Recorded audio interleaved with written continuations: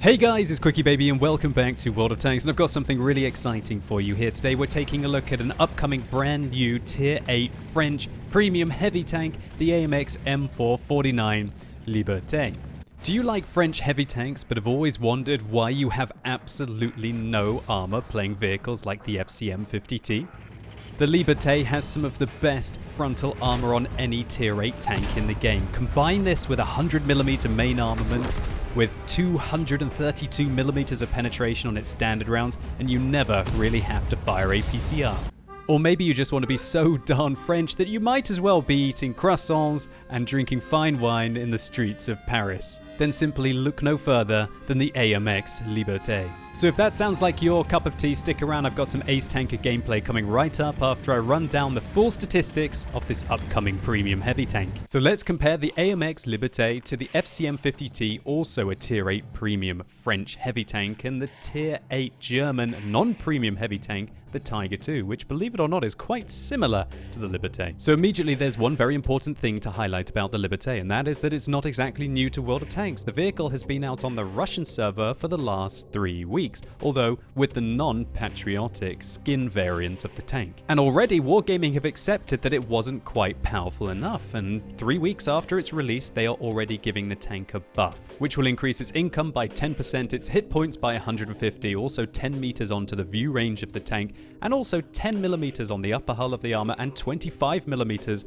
on the top of the tank. This will be hitting the Russian server in a hotfix that will come on the 11th of November. And so while I'm going over the statistics of the Liberté now, I will be comparing the tank as if it was in its buff state in the next week. So immediately right off the bat we see that the Liberté has got fantastic penetration on its standard rounds. 232mm should be enough to go through anything that you're engaging, apart from some Tier 9 and Tier 10 heavies. And so this means that the tank very rarely has to fire premium rounds unless it's engaging higher tier heavies. But if you do decide to dab your 2-key, 263mm of penetration should be enough to go through pretty much anything. The Liberté uses a 100mm main armament, which is capable of doing 300 alpha damage per shot, a lot like the AMX 50-100, which is certainly a lot more significant than the 240 that the FCM 50T gets, but we all know that that tank pretty much plays out more like a medium than the true heavy that the Liberté is. So the DPM of the Liberté isn't exactly fantastic. Here we can see the highest DPM Tier 8 heavy tanks, the KV-5, the IS-3A, the FCM 50T, even very healthy in this list, scrolling down past the T-32,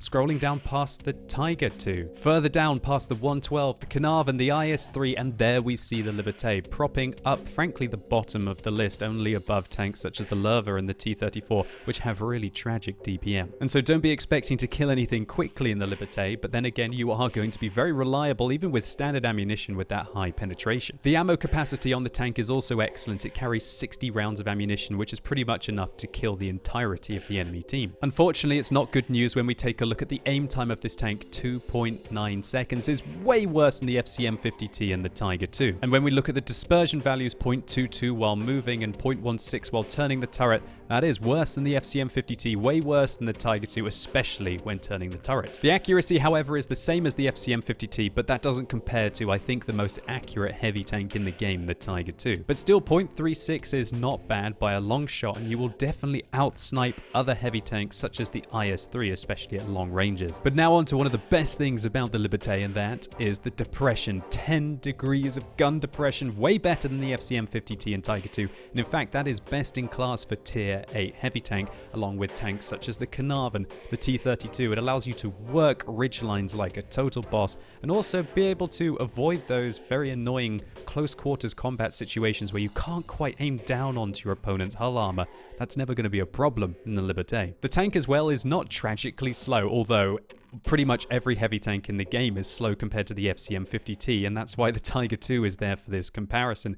40 kilometers an hour forwards, rather nice. 15 backwards, yeah, not so good, but not so bad. But it has the same 1000 horsepower engine that the FCM 50T has, which gives it a pretty okay power to weight ratio of 14.35, way better than the Tiger II. But unfortunately, when we look at the hidden statistics, the terrain resistance values, we can see that 1.6 on hard, 1.8 on medium, and 2.5 on soft is not exactly brilliant, and that's where the Tiger II will pull back a hell of a lot of the mobility. compared to the Liberté. And the vehicle also has pretty standard turret traverse of 28 degrees a second and 25 degrees a second tank traverse, a lot like the Tiger II here. But now on to the best thing about the Liberté, and that is the armor. 190 millimeters at the front, nearly said 180, but remember it's going to be buffed by 10 millimeters.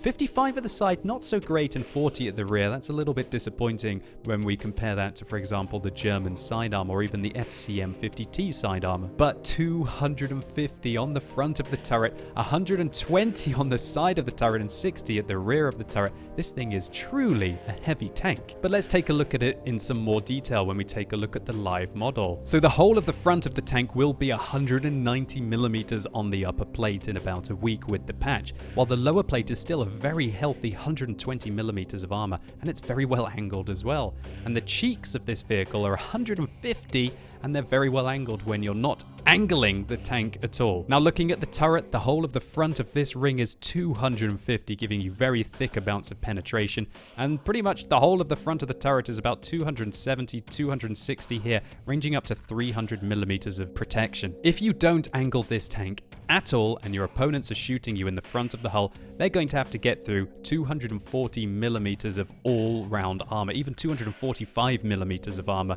We're talking about very high caliber guns with decent penetration to be able to do that. No tier 6 tanks are going to be able to penetrate this tank frontally, even with premium rounds. And most tier 7s, even with premium rounds, are going to find it very hard to be able to go through the front of the Liberté. And anyone not firing premium at tier 8 is pretty much not going to be able to go through the front of it. And there's also many tier 9 and even some tier 10 tanks that aren't firing premium rounds that are going to struggle to penetrate the Liberté. But what about when we angle the tank to the side here? Well, the 55 millimeters of armor is quite thin, so you're going to have to make sure that you don't over-angle this tank. But unfortunately, the cheeks that are very, very good from the front, when you angle like this, do become a bit of a weak point. And so if you're fighting a Liberté and he angles his tank like this, don't be afraid to shoot the cheeks here. But look at what the front of the hull becomes if you want to try and poke your gun round the corner.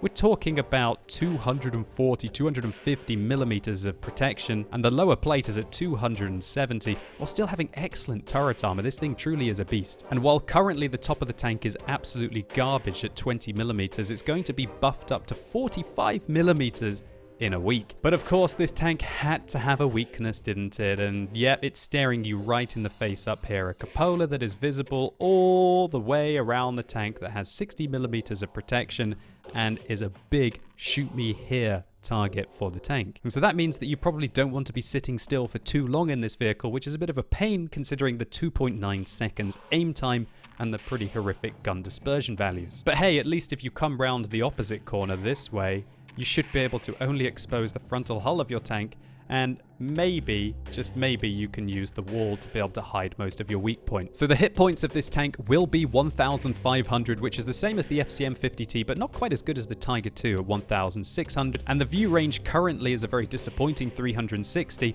and even with the buff to 370 on this tank, it's still not going to be very impressive view range. The FCM 50T has got fantastic 400 meters view range, and even the Tiger II has got 390. Well, at least the Liberté isn't really going to be as bad as, for example, the T-34 that has 350 meters view range, the IS-6 350 meters view range, but it's kind of going to be in between those and tanks such as the 112 that have got 380 meters view range. But this certainly means that without very good cruise skills or switching out vents for coated optics, you're not really going to be able to see that far in the Liberté. But that certainly about covers the statistics of the Liberté. Let's take a look to see how this tank performs in some gameplay. So the battle begins indeed for us on Siegfried Line, and this is quite a nice matchup. Well, actually it's an average matchup really for the Liberté. A third of the enemy, higher tier at tier 9, a third equal tier, and a third propping up the bottom with a couple of tier 6 light tanks. Not in the best kind of matchup for them if they like to be against equal tier vehicles. But what do you guys think about this very patriotic French tank? Liberté, Égalité, and Fraternité on the barrel there, meaning liberty, equality, and kind of brotherhood, right, fraternity.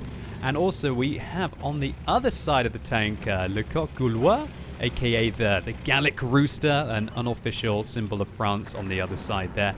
And the French flag has a very funky paint job on the front. Now, what do you guys think about this? Do you think that it's just a couple of weeks ago that I did a sneak peek on the T26E5, right? AKA the Patriot tank we might be seeing on the American server soon. I put up a poll in the top right-hand corner of the screen, and I'm going to do the same again here now. Do you guys think that this is a look that you want to see happen in the PC version of World of Tanks? There are all sorts of these kind of funky paint jobs on the console version, and also I think in Blitz, but up until this point I guess the producers of World of Tanks have decided that they don't really want to see this in the PC version, and I'll be very interested to hear about your feedback. Do you think that you would want to see this very patriotic French tank in the game in this kind of a look? And remember, on the Russian server we don't have this funky skin, right? And it's probably going to be an EU exclusive, so I guess maybe the Russians don't have to have a word in that. I guess it's kind of like an EU vote only. And I wonder if they're going to do the same kind of thing with the Patriot version of the T26E5, if that'll be an American exclusive only. Oh, darn, the .36 accuracy there of the AMX, not quite enough to be able to put one into the M103, and we're just waiting around hoping that he's going to be able to give us a shot here, but he certainly doesn't want to. Now this 100mm, you know, from my playing with it, I just love the penetration. As I mentioned in the statistics review, 232mm of penetration on your standard ammunition, meaning that you very rarely have to fire premium rounds in this tank. But that doesn't mean that you can't take a big old slab of them. I mean, 36 rounds of standard ammunition at 300 alpha damage is enough to do over, well, pretty much about 10,000 damage to the enemy team. Just over 10,000 damage on the enemy team. And so that means that even if you do take 18 rounds of APCR in this vehicle, in case maybe you have to meet 14 mouse on the enemy team, you don't have to use them, and of course if they just sit in your tank, you're not actually wasting the credits, so to say. So having got bored of basically waiting for the M103 to get himself killed, I decide that it's now time to stop the enemies from pushing in on the east. I do like to take this position in my heavy tanks on Siegfried line. I feel like it only takes you a couple of seconds to be able to switch sides and basically be able to lock down pretty much most of the map, apart from of course the field. So we're trying to find shots into the T-54 there. It was quite tricky to be able to do so, and I come round the corner to look for this IS-3. I want to try and hunt him down, although I do worry about the IS on my left, and I think, oh, I've got far too cheeky here. My side armor is not great. I can't afford to allow that IS to shoot me in the side. I angle my armor towards the IS, but unfortunately the IS-3 comes around the corner and tracks me in place. I'm not going to use my repair kit quite yet, and this is where the penetration is beautiful. 230mm of penetration, easily able to go through the front of the IS-3, and our frontal armor just ricochets that IS-3, and let's count the ricochets from the IS-3. That's the first. The IS unfortunately does manage to go through the side of my tank, and you want to try and keep your front to your opponents at all times. And look, I over-angle the armor here. That is over-angling the Liberté. You definitely don't want to angle that much, and the IS is able to penetrate me. But that IS-3 with his 226mm of penetration doesn't seem to be able to get through the front of my tank at all here. And we put another one into him. Having now fired 3 times at the IS-3. Look at it, I bait the shot on the front of the hull. This guy obviously hasn't figured out that you cannot shoot the front of this French heavy tank. We put another one into him. Unfortunately, the IS finds another round into us, and now we're starting to run out of hit points. We pull back, bounce another round from the IS-3, and we finish him off. And this is what I've really been talking about in the statistics review. Another 200mm penetration bounce there from the T-54. We fire one back at him. We set him on fire, but his premium fire extinguisher definitely saves him there. Otherwise, he would have probably not been able to react in time and would have cooked. So the frontal armor of this tank, as I mentioned, currently, and remember, I've been playing with the non-buffed version of this tank that is going to be hitting at least the Russian server in the next 10 days. And it's currently about maybe 240, 250mm of effective armor that's going to go up when you're angling it considerably. And it's just absolutely beautiful. The amount of fun that I've been able to have in this tank, especially in this game, at just laughing at the IS-3. Usually it's the other way round, right guys? Usually the IS-3 is penetrating you all the time in your French heavy tanks, and you're bouncing off him all the time. Well, the tables have turned now, certainly, when you're playing in the Liberté. But of course, how long is it until people figure out the weak points on the tank, or figure out that the side armor, which is only 55mm thick, I guess that's what that IS-3 was trying to do. He was having no opportunity at getting through the front of my tank that he tried to flank around. But luckily, as we were on hard terrain and we've got a pretty good tank traverse, not excellent tank traverse, but enough tank traverse, we're able to keep our frontal armor to him.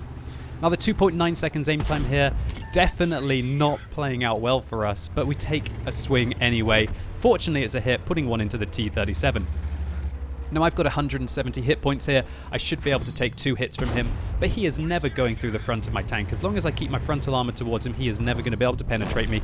I was going for a ram there, but the T-54 finishes him off before we have to. And I guess maybe I should be thankful there that the T-37 didn't quite manage to get my flank, but I wanted to see what happens when this rather heavy French tank that's going downhill at 40 hits that Tier 6 American light tank.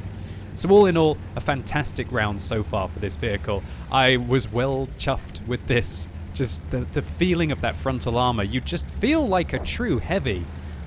Bombing it around with enough penetration. I'm not sure if I fired any premium rounds yet. I'm going to fire a couple in a second, especially if I have to meet that T-10. There he is. We put one into his side armor, angle our tank. Was that a heat round? No, it looks like it was just an AP round bounced off the side of our turret ring. Remember, the whole of our turret ring is 250 millimeters of armor. And so even though it does look like it should be a nice, easy penetration, unless you've got about 260, 270 millimeters of penetration, you're not going to reliably get through the turret ring on this tank. Now the T-10 fires. I go to the side and can you believe how far to the right that went? But I guess that's the .36 accuracy, the 2.9 seconds aim time, and the rather bad turret dispersion and moving dispersion that the Liberté gets that we're unable to get him. So I think about pushing forwards to stop him from getting up the slope. And the T-10, look at him bouncing off the blue of the French flag there, or maybe hit there. I'm not sure quite which one it was, but hell, what a ricochet there. If he's got the 122 millimeter gun, he's got 250 millimeters of penetration. And that's, I think, the second time in this game where a 122 millimeter gun has hit the tank. Obviously with the IS-3 having about 226 and that vehicle having like over 250, that ricochets off our tank and allows us to stay in it. And when we look at the amount of damage that we've done after that initial ricochet from the IS-3 and then that ricochet from the T-10, guys, we added on 1,000 and then we probably did about one more shot to him, 1,300.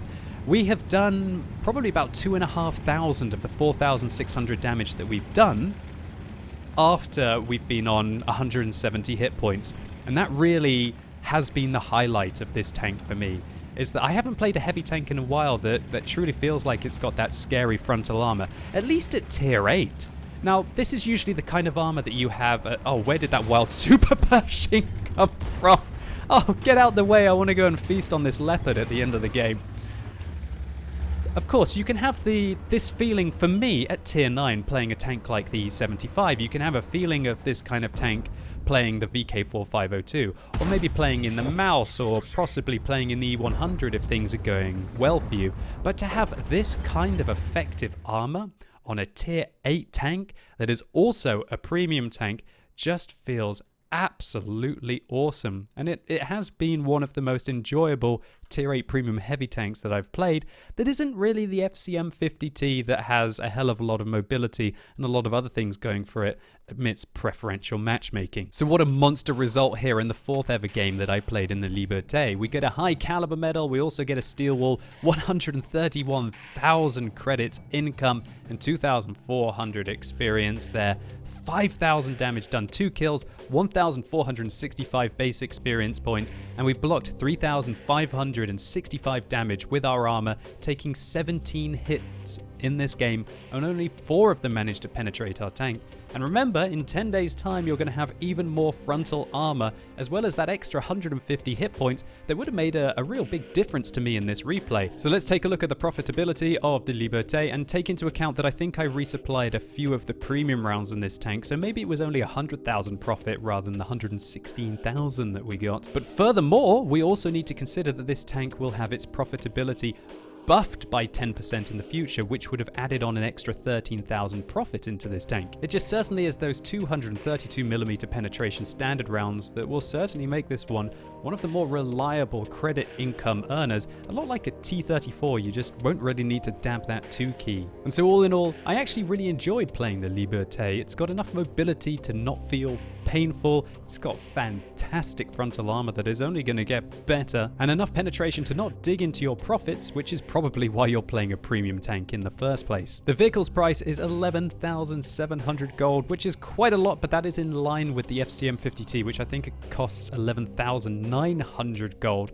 So if you're only going to have one tier 8 French premium heavy tank, what should it be and why? Well, obviously the Liberté has a funky paint job if that matters to you. It also has incredible frontal armor, which is something the FCM 50T can only dream of, but the FCM 50T is faster, never has to meet tier 10 tanks, and has slightly higher DPM. But I don't think either one is really the correct choice, it's just what you prefer in a vehicle. Do you want to have a novel, real true tier 8 premium heavy tank, or alternatively do you want to have a medium tank that kind of pretends to be a heavy tank just to be able to train up your French heavy tank crews? Either way, hopefully you enjoyed this tank preview, or maybe it was just useful. If it was, please consider giving it a like, it really helps the channel out. And let me know in the comments down below what you think about the AMX Liberté. Do you think that it's a fantastic looking tank that you want to really have in the game, or do you think it kind of detracts from the historical accurate feel of World of Tanks? And on the other hand, do you think that the tank looks like a very strong tank irrelevant of the funky paint job?